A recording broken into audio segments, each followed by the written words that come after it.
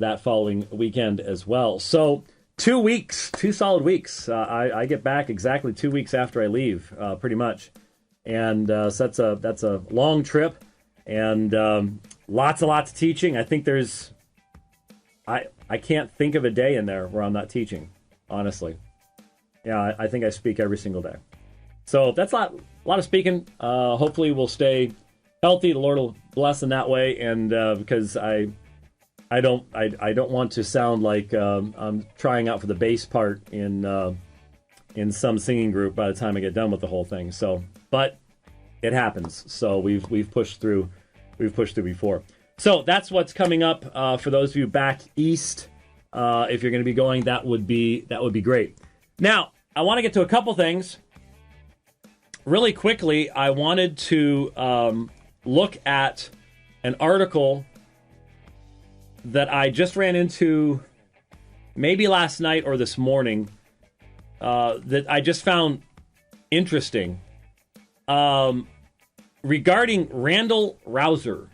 Randall Rouser is a Christian philosopher, rather strongly Arminian, as I recall. The only discussion of him on our blog is an article that Alan Kirshner posted a couple years ago, just linking to another article responding to him on Romans 9. It is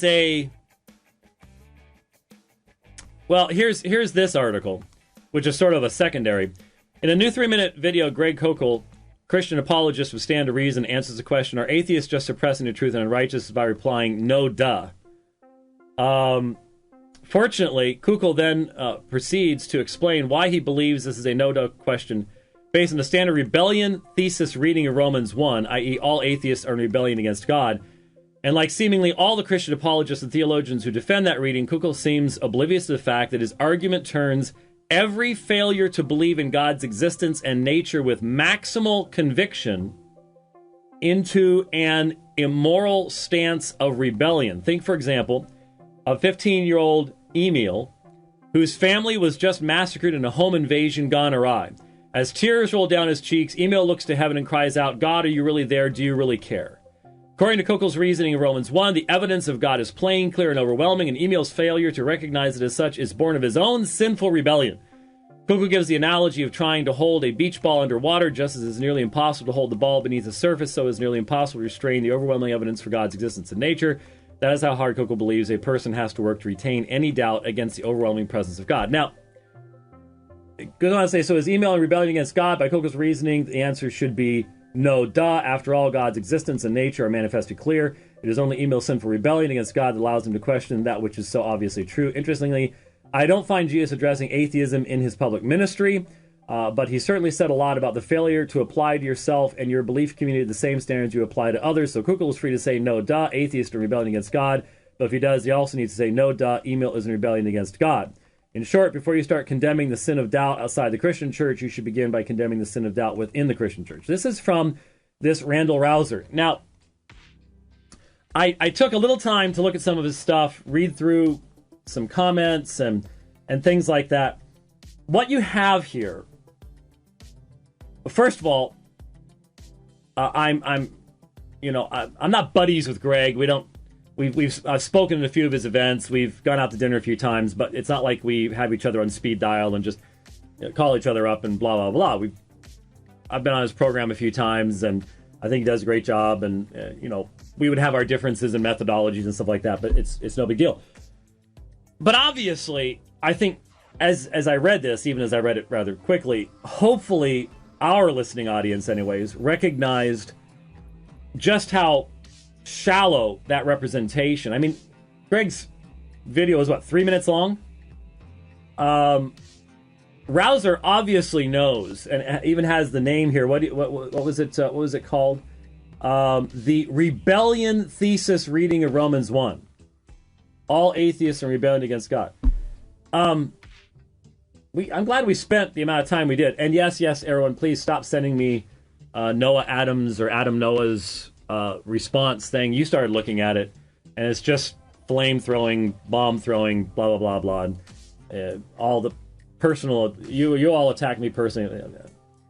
I chose to respond to the initial one because it was a teachable moment. We could illustrate something. Unfortunately, in the vast majority of situations, once there's a next response, it becomes so personalized, ad hominem filled, going every which direction that the teachability element of it disappears, and it's no longer really overly useful. Anyway, you may recall that the issue of Romans 1 has come up. We addressed it in that video. Jeff Durbin and I did. It came up again in South Africa. Remember the very odd, extremely idiosyncratic reading of Romans 1 that Graham Codrington promotes. The idea that Paul's actually arguing against the position of Romans 1:18 through 32 by just a grossly acontextual reading of the rest of Romans. Jumping to Romans 14, completely different section, completely different topic, and reading it back in, and it's a mess. But how many times in dealing with so many different subjects, obviously homosexuality central, but in dealing with just apologetics as a whole, dealing with man as creature of God, Romans 1 absolutely central. God's law, the whole subject of theonomy, how you're to understand the role of God's law in the new covenant, and the whole issue of morality and ethics, front and center.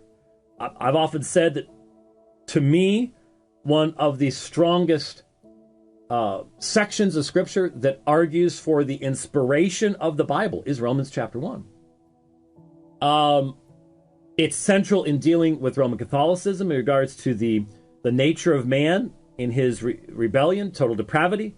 It's obviously central in dealing with issues regarding synergism, monergism, things like that. So that's relevant to Roman Catholicism. Arminianism. Obviously, Mormonism has absolutely no context at all upon which to interpret that text. I mean, that is just absolutely a text that is... I just cannot see how any LDS scholar utilizing Joseph Smith and LDS theology could ever come up with an even semi-meaningful reading of that text. Just couldn't do it. Couldn't do it. It's vital in dealing with Islam, because Islam has no depravity.